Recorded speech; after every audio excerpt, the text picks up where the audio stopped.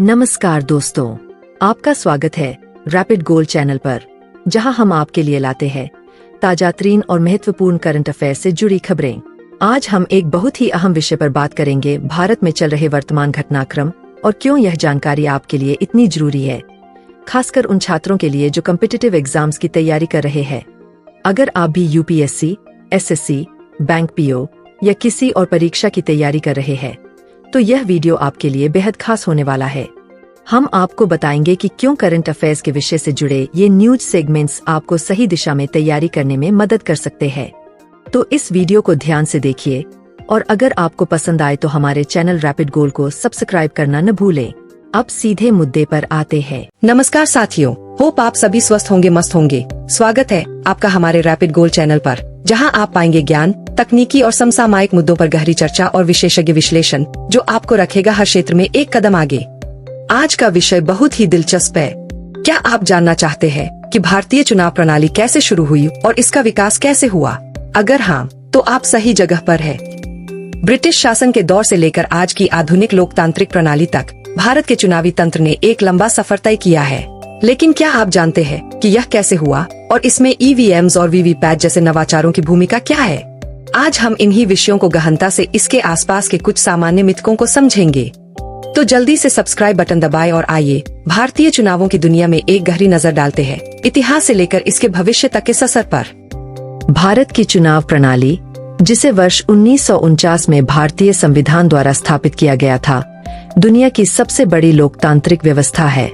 यह प्रणाली न केवल देश की राजनीतिक संरचना को परिभाषित करती है, बल्कि इसके माध्यम से भारत की विविधता और लोकतांत्रिक मूल्यों की ताकत भी झलकती है। हालांकि भारत के चुनावी तंत्र में बहुत सी ताकतें हैं, जिनमें निर्वाचन आयोग (ईसीआई) की भूमिका और न्यायिक निगरानी प्रमुख है। लेकिन इसके साथ साथ कई ऐसी चुनौतियां भी है जो चुनावी प्रक्रिया को सुचारू रूप से चलने में रुकावट डालती है। इन चुनौतियों में चुनावी अपराध, धनबल, मतदाता की उदासीनता, मीडिया का दुरुपयोग और आंतरिक पार्टी लोकतंत्र का अभाव जैसी समस्याएं शामिल हैं। विशेष रूप से मतदाता प्रतिनिधित्व और चुनावी अखंडता में सुधार करने में लोकतांत्रिक सिद्धांतों की रक्षा में न्यायिक निगरानी महत्वपूर्ण रही है। विशेष रूप से हाल ही में चुनावी बॉन्ड के फैसलों में वास्तव में विकसित होने के लिए भारत को व्यापक चुनावी सुधारों को तत्काल लागू करने की आवश्यकता है। चलिए अब भारत की चुनाव प्रणाली का विकास और इसके ऐतिहासिक परिप्रेक्ष्य पर नजर डालते हैं। भारत की चुनाव प्रणाली का विकास एक लंबी यात्रा रही है, जो ब्रिटिश शासन से लेकर स्वतंत्रता के बाद के लोकतांत्रिक सुधारों तक फैली हुई है। भारत में चुनावी प्रक्रिया के विकास का संबंध भारतीय राजनीति, समाज और संविधान के ऐतिहासिक परिवर्तनों से जुड़ा हुआ है। यहाँ हम इस विकास यात्रा का संक्षेप में विश्लेषण करेंगे। आइए देखते हैं कि भारत में स्वतंत्रता पूर्व के युग में चुनाव प्रणाली की क्रमवार स्थिति क्या थी। नंबर 1, भारत शासन अधिनियम 1858। 1858 में जब ब्रिटिश क्राउन ने भारत का नियंत्रण अपने हाथ में लिया, तो भारतीय राजनीति में प्रतिनिधित्व का कोई स्थान नहीं था। भारत में ब्रिटिश शासन के दौरान कोई भी संस्थागत चुनावी प्रतिनिधित्व की प्रणाली नहीं थी और भारतीयों को राजनीतिक अधिकारों से वंचित रखा गया था। दूसरा, भारतीय परिषद अधिनियम 1861 और 1892। भारतीय परिषद अधिनियम 1861 और 1892 ने भारतीयों के लिए पहली बार, लेकिन सीमित दायरे में ही राजनीतिक भागीदारी के द्वार खोलेगा। हालांकि ये प्रतिनिधित्व चुनावी नहीं था, बल्कि भारतीयों को केवल सलाहकार के रूप में विधान परिषदों में भाग लेने का अवसर ही प्राप्त हुआ। इन सुधारों ने भारतीय राजनीति में पहली बार भारतीयों के लिए कुछ स्थान निर्धारित किया। तीसरा, भारत सरकार अधिनियम 1909। मार्लेमिंटो सुधार 1909 में ब्रिटिश सरकार ने मार्लेमिंटो सुधार पेश किया, जिससे मुसलमानों के लिए पृथक निर्वाचिका की व्यवस्था शुरू की गई। यह चुनावी प्रतिनिधित्व का पहला रूप था, जो भारतीय समाज में एक नए प्रकार की राजनीति को जन्म देने का आधार बना। चौथा, भारत सरकार अधिनियम मोंटेग्यू चेम्सफोर्ड सुधार 1919। इस सुधार के तहत प्रांतीय परिषदों में आंशिक भारतीय प्रतिनिधित्व की शुरुआत हुई और द्वैध शासन प्रणाली लागू की गई, जिसमें भारतीयों को राज्यसभा में भाग लेने का अवसर दिया गया। इस समय संपत्ति मालिकों और करदाताओं के लिए निर्वाचन क्षेत्रों का विस्तार भी किया गया, लेकिन उनके चुनावी अधिकार बहुत ही सीमित रखे गए। 5वां, भारत सरकार अधिनियम 1935। इस अधिनियम ने भारतीय राजनीति में महत्वपूर्ण बदलाव लाए। प्रांतीय स्वायत्तता और विस्तारित निर्वाचन क्षेत्रों का प्रावधान किया गया, जिससे भारतीय राजनीतिक प्रतिनिधित्व में और सुधार हुआ, लेकिन केंद्रीय स्तर पर ब्रिटिश सरकार का नियंत्रण कायम रहा। यह अधिनियम भारतीय संविधान की नींव रखने में महत्वपूर्ण साबित हुआ। आइए देखते हैं कि भारत में स्वतंत्रता पश्चात युग में चुनाव प्रणाली की क्रमवार स्थिति क्या थी। संविधान सभा की बहस। 1947 में स्वतंत्रता प्राप्ति के बाद भारतीय संविधान को तैयार करने के लिए संविधान सभा का गठन किया गया। इसमें सार्वभौमिक वयस्क मताधिकार को एक मौलिक सिद्धांत के रूप में अपनाया गया। इस बहस में भारतीय नेताओं ने लोकतांत्रिक चुनावों के लिए एक समावेशी और पारदर्शी प्रक्रिया की नींव रखी गई। आइए अब देखते हैं कि चुनावों से संबंधित महत्वपूर्ण अनुच्छेद कौन कौन से हैं, जो कि परीक्षा की दृष्टि से भी बहुत महत्वपूर्ण है। अनुच्छेद 324। यह अनुच्छेद संविधान में भारत के निर्वाचन आयोग ECI अर्थात इलेक्शन कमीशन ऑफ इंडिया की स्थापना को दर्शाता है, जो कि भारत में स्वतंत्र और निष्पक्ष चुनावों के प्रबंधन के लिए जिम्मेदार है। अनुच्छेद 325 से 329 तक चुनावों और निर्वाचन क्षेत्रों के परिसीमन की प्रक्रिया को स्पष्ट करता है और भेदभाव के निषेध की व्यवस्था की गई है।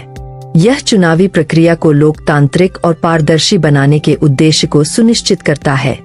अब बात करते हैं चुनाव प्रणाली में प्रमुख विकास के सफर की। प्रारंभिक आम चुनाव 1951 से 52।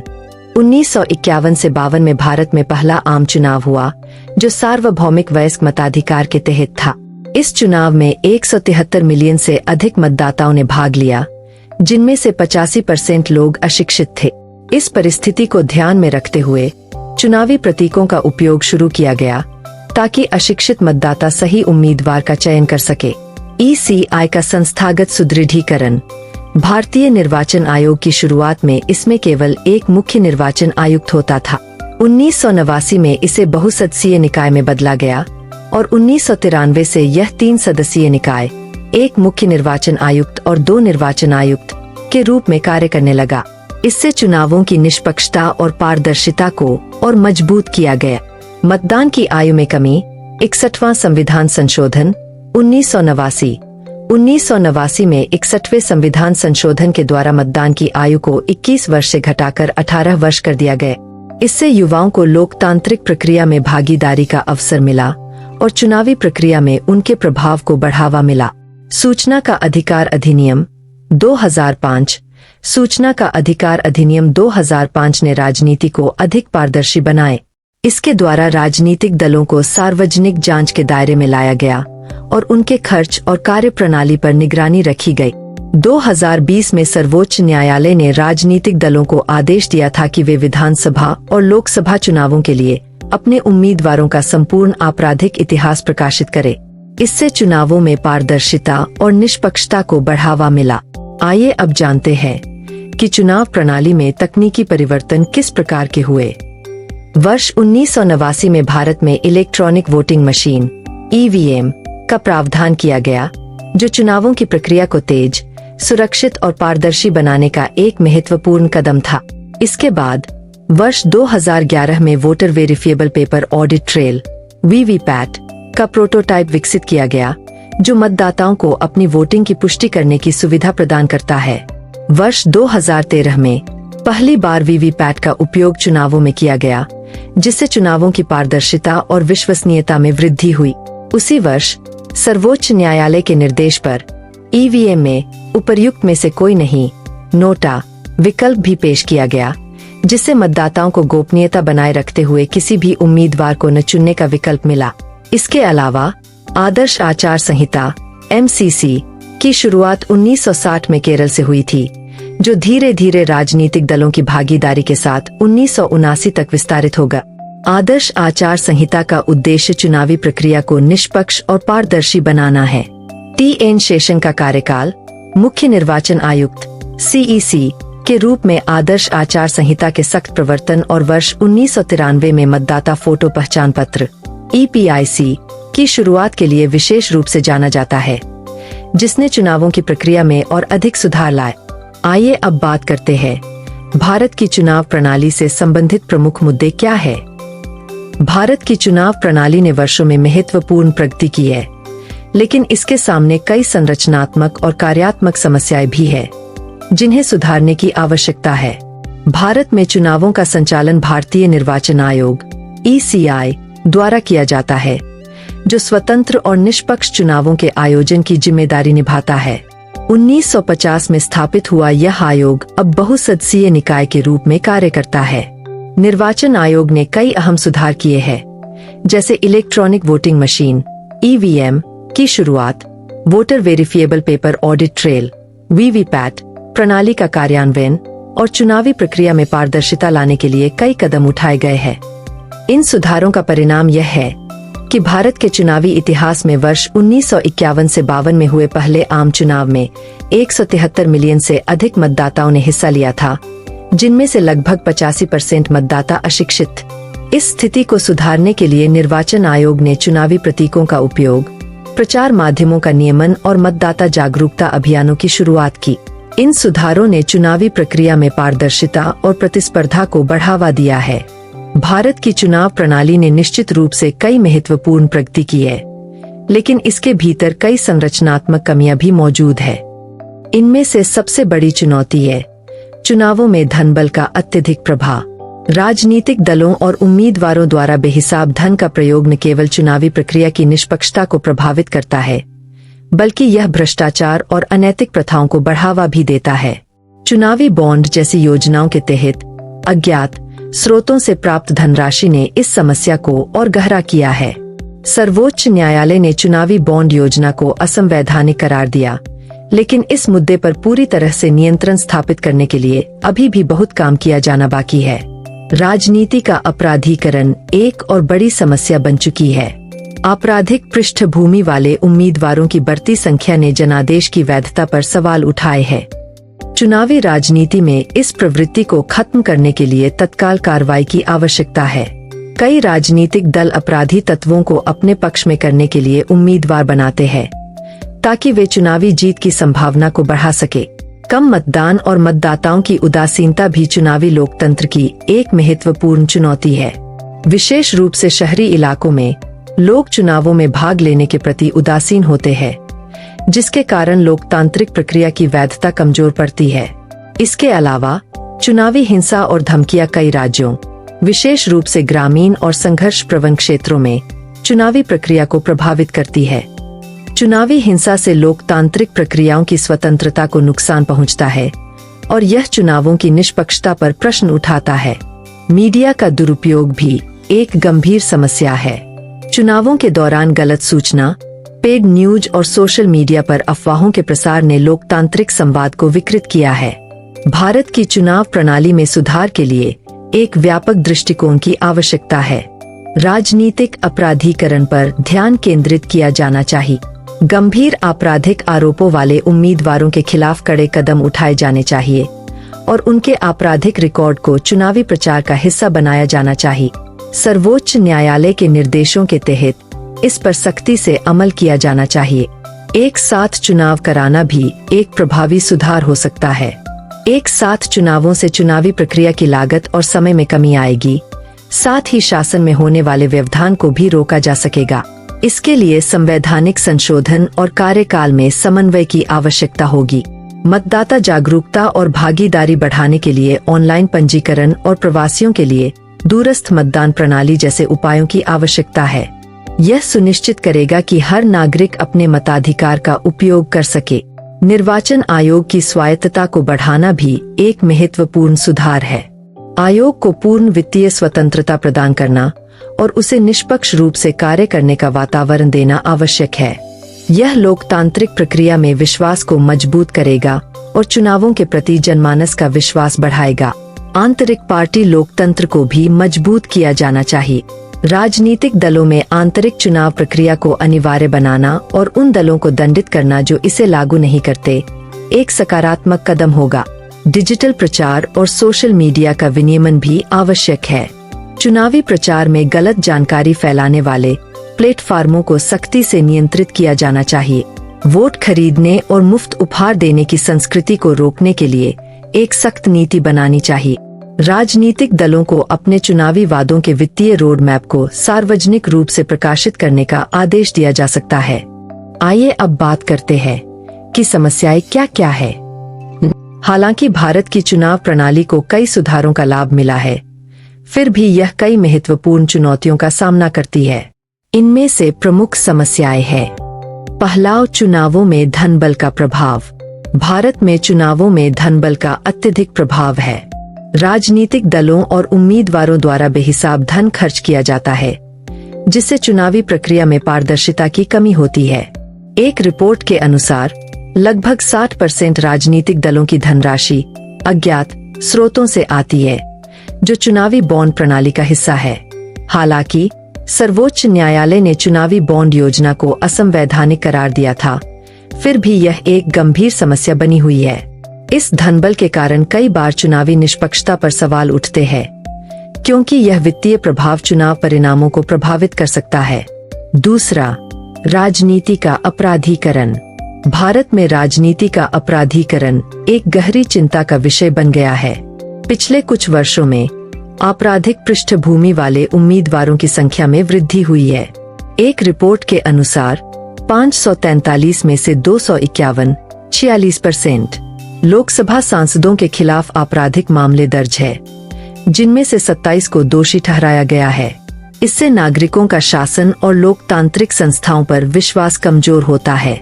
चुनावी प्रक्रिया में पारदर्शिता और निष्पक्षता सुनिश्चित करने के लिए ऐसे उम्मीदवारों को चुनाव लड़ने से प्रतिबंधित करने की आवश्यकता है। तीसरा, कम मतदान और मतदाता उदासीनता। भारत में चुनावों के प्रति मतदाता की उदासीनता एक गंभीर समस्या बन गई है। विशेष रूप से शहरी क्षेत्रों में मतदाताओं का वोटिंग में भाग लेने की दर कम होती जा रही है। उदाहरण के तौर पर 2023 के लोकसभा चुनाव के तीसरे चरण में वर्ष 2019 की तुलना में 2.9% की गिरावट दर्ज की गई। इससे चुनावी प्रक्रिया की वैधता प्रभावित होती है। इसके लिए जागरूकता अभियानों की आवश्यकता है, ताकि शहरी क्षेत्रों के मतदाताओं को चुनावी प्रक्रिया से जोड़ा जा सके और उनकी भागीदारी बढ़ाई जा सके। चौथा, मीडिया का दुरुपयोग। मीडिया का चुनावी प्रचार में दुरुपयोग भी एक प्रमुख समस्या है। चुनावी प्रचार के दौरान पेड न्यूज और गलत सूचनाओं का फैलाव बढ़ जाता है, जो मतदाताओं को गुमराह कर सकता है। सोशल मीडिया पर फैलने वाली फर्जी खबरें और प्रोपेगेंडा चुनाव परिणामों को प्रभावित कर सकते हैं।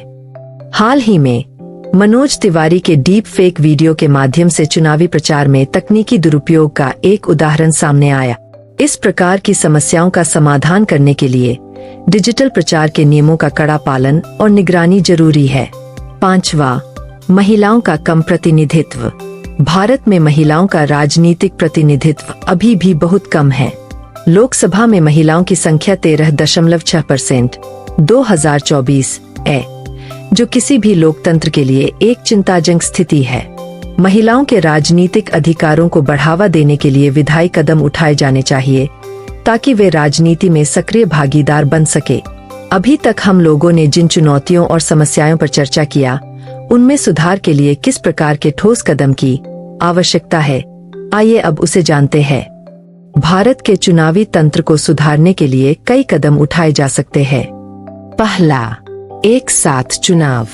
लोकसभा और राज्य विधानसभा चुनावों को एक साथ आयोजित करने से चुनावी खर्च और संसाधनों का बेहतर उपयोग हो सकता है। इससे बार बार चुनावों के कारण उत्पन्न होने वाली समस्याएं जैसे शासन में व्यवधान और वित्तीय बोझ को कम किया जा सकता है। दूसरा, प्रवासी श्रमिकों के लिए मताधिकार। भारत में 450 मिलियन से अधिक आंतरिक प्रवासी है, जिनमें से अधिकांश अपने गृह निर्वाचन क्षेत्रों में मतदान नहीं कर पाते। इसके लिए निर्वाचन आयोग को रिमोट वोटिंग मशीन (RVM) जैसी तकनीकों को लागू करने की आवश्यकता है, ताकि ये प्रवासी नागरिक भी चुनावों में भाग ले सके। तीसरा, चुनावी सुधार और विधायिका में लिंग समानता। लोकसभा में महिलाओं के लिए आरक्षित सीटों का प्रावधान और पार्टी में आंतरिक लोकतंत्र को बढ़ावा देने के लिए कानूनों का पालन जरूरी है। यह राजनीतिक दलों को महिलाओं के लिए अधिक अवसर प्रदान करेगा और आंतरिक राजनीतिक संघर्षों को रोकने में मदद करेगा। चौथा, पर्यावरणीय स्थिरता। चुनावों के दौरान बड़े पैमाने पर होने वाली रैलियां और प्रचार सामग्री पर्यावरण पर प्रतिकूल प्रभाव डालती है।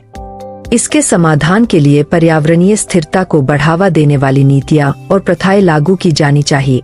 डिजिटल अभियान, बायोडिग्रेडेबल पोस्टर्स और पेपरलेस मतदान प्रणाली इस दिशा में महत्वपूर्ण कदम हो सकते हैं।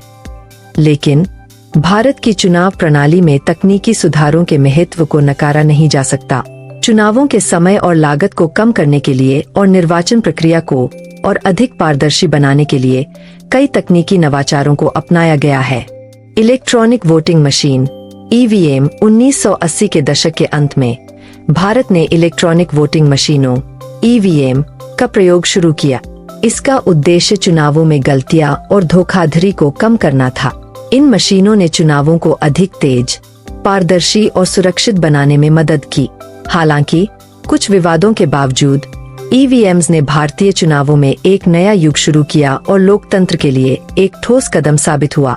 Voter verified paper audit trail (VVPAT) EVM के साथ वीवीपैट प्रणाली का उपयोग 2013 में किया गया, जिसका मुख्य उद्देश्य मतदाता द्वारा चुने गए उम्मीदवार का रिकॉर्ड को कागजी रूप में संग्रहित करना था। यह प्रणाली ईवीएम के परिणामों की सत्यता की पुष्टि करने में मदद करती है और मतदाता को विश्वास दिलाती है कि उनका वोट सही तरीके से दर्ज हुआ है। इंटरनेट और डिजिटल प्लेटफॉर्म का उपयोग चुनावी प्रक्रिया को पारदर्शी और अधिक समावेशी बनाने के लिए भारतीय निर्वाचन आयोग ने डिजिटल प्लेटफॉर्म का भी उपयोग किया है। ऑनलाइन चुनावी रजिस्ट्रेशन, वोटर पंजीकरण और उम्मीदवारों की जानकारी वेबसाइट्स और मोबाइल ऐप्स के माध्यम से उपलब्ध करवाई जाती है। इससे चुनावी प्रक्रिया को हर नागरिक तक पहुंचाना और इसे अधिक सुलभ बनाना संभव हुआ है। ब्लॉकचेन तकनीक का संभावित उपयोग। भविष्य में ब्लॉकचेन तकनीक का उपयोग चुनावी प्रक्रिया में पारदर्शिता बढ़ाने के लिए किया जा सकता है। ब्लॉकचेन, जो कि एक सुरक्षित और विकेंद्रीकृत डिजिटल लेजर है, चुनावी डेटा को सुरक्षित रखने और उसे किसी भी बाहरी प्रभाव से बचाने में मदद कर सकता है। यह तकनीक मतदान प्रक्रिया में धोखाधड़ी के जोखिमों को कम कर सकती है और मतदाता की गोपनीयता सुनिश्चित कर सकती है। अब इतनी चर्चा के बाद चुनाव सुधारों के सामाजिक और राजनीतिक पहलू को भी नजरअंदाज नहीं किया जा सकता है। चुनावों में सुधार केवल तकनीकी या प्रशासनिक नहीं होते, बल्कि इसके सामाजिक और राजनीतिक पहलू भी महत्वपूर्ण है। भारत के लोकतंत्र को और मजबूत बनाने के लिए हमें कुछ सामाजिक और राजनीतिक बदलावों की आवश्यकता है, जो चुनावों की निष्पक्षता और प्रभावशीलता को सुनिश्चित कर सके। आधुनिक चुनावी प्रचार की समस्या। चुनावी प्रचार में बढ़ती हुई अनैतिकता और धनबल का प्रभाव चुनावी प्रक्रिया को प्रभावित करता है। राजनीतिक दल चुनावी प्रचार के दौरान बड़ी रकम खर्च करते हैं और यह चुनावी परिणामों को प्रभावित कर सकता है। इसके परिणाम स्वरूप आम मतदाता को सही विकल्प चुनने में कठिनाई हो सकती है। इसके लिए एक कठोर और प्रभावी कानून बनाना आवश्यक है, जो चुनावी खर्चों की सीमा तय करे और प्रचार में पारदर्शिता सुनिश्चित करे। चुनावों में समाज के हर वर्ग की भागीदारी। भारतीय चुनाव प्रणाली में महिलाओं, अनुसूचित जाति (SC), अनुसूचित जनजाति (SENT) और अन्य कमजोर वर्गों की भागीदारी को बढ़ावा देने की आवश्यकता है। हालांकि भारतीय संविधान में महिलाओं को समान मतदान अधिकार दिया गया है, फिर भी उनके राजनीतिक प्रतिनिधित्व की संख्या कम है। यह समाज में लैंगिक समानता की दिशा में एक बड़ी बाधा है। इसके लिए महिलाओं के लिए आरक्षित सीटों की संख्या बढ़ाने का प्रस्ताव अक्सर सामने आता है, ताकि उनके प्रतिनिधित्व में सुधार हो सके। नारी शक्ति और चुनावी सुधार। महिलाओं की राजनीतिक भागीदारी को बढ़ाने के लिए भारत में महिला आरक्षण बिल, वुमेन्स रिजर्वेशन बिल पर लंबे समय से चर्चा हो रही है, लेकिन यह अभी तक कानून का रूप नहीं ले सका। इस बिल के द्वारा संसद और विधानसभाओं में महिलाओं के लिए 33% आरक्षित सीटें निर्धारित करने का प्रस्ताव था, जो लोकतंत्र में उनके योगदान को बढ़ावा देता। हालांकि यह बिल संसद में पास नहीं हो सका और इसकी पारित होने में कई राजनीतिक बाधाएं सामने आई है। मतदाता शिक्षा और जागरूकता। चुनावी प्रक्रिया में भागीदारी को बढ़ाने और सही मतदान करने के लिए मतदाता शिक्षा और जागरूकता महत्वपूर्ण भूमिका निभाती है। निर्वाचन आयोग ने चुनावी प्रक्रिया, वोटिंग विधियों और उम्मीदवारों के बारे में जानकारी प्रदान करने के लिए विभिन्न कार्यक्रम चलाए हैं, विशेषकर ग्रामीण क्षेत्रों में, जहां बहुत से लोग मतदान प्रक्रिया से अनजान होते हैं। ऐसे में जागरूकता अभियान चलाना अत्यंत आवश्यक है। सतत चुनावी सुधार। भारतीय चुनाव प्रणाली में सुधार की आवश्यकता हमेशा बनी रहती है, क्योंकि समाज और राजनीति में बदलाव के साथ चुनावी तंत्र को भी अपडेट किया जाना चाहिए। यह सुधार केवल चुनावों की पारदर्शिता और निष्पक्षता को ही सुनिश्चित नहीं करता, बल्कि यह सुनिश्चित करता है कि चुनावी प्रणाली हर नागरिक के अधिकारों को समान रूप से सुनिश्चित करती है। इस महत्वपूर्ण चर्चा के अंत में यही निष्कर्ष निकलता है कि भारत की चुनाव प्रणाली ने समय समय पर कई सुधारों के माध्यम से लोकतांत्रिक मूल्य और पारदर्शिता को बढ़ावा दिया है। हालांकि चुनौतियां बनी हुई है, जैसे धनबल, अपराधीकरण और महिला प्रतिनिधित्व की कमी। इन समस्याओं का समाधान करने के लिए लगातार सुधार और चुनावी तंत्र की सुदृढ़ीकरण की आवश्यकता है, ताकि लोकतंत्र को और अधिक मजबूत किया जा सके। अंत में अब एक छोटी सी अपील, कृपया हमारे चैनल रैपिड गोल को लाइक, शेयर और सब्सक्राइब करना न भूलें, ताकि आपको नियमित अपडेट, जानकारीपूर्ण कंटेंट और उपयोगी संसाधन मिलते रहे। आपकी प्रतिक्रिया हमारे लिए मूल्यवान है। कृपया कमेंट में अपने विचार साझा करें और बताएं कि यह वीडियो आपको कैसे उपयोगी लगा। आपकी राय से हमें बेहतर कंटेंट बनाने में मदद मिलती है।